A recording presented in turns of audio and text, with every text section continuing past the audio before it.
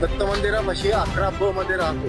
गेल्या 66 सालापासून 1966 पासून मी या ठिकाणी राहतो. गेली कित्येक वर्ष या रिडेव्हलपमेंटचा धुराळा उडतो आहे असं म्हणेन मी. की त्याचा प्रत्यक्ष मूर्त स्वरूप कोणीतरी काहीतरी कुठल्या तरी प्रकाराने खोडे घालणं वगैरे प्रकारांमुळे अडून राहिलेलं आहे.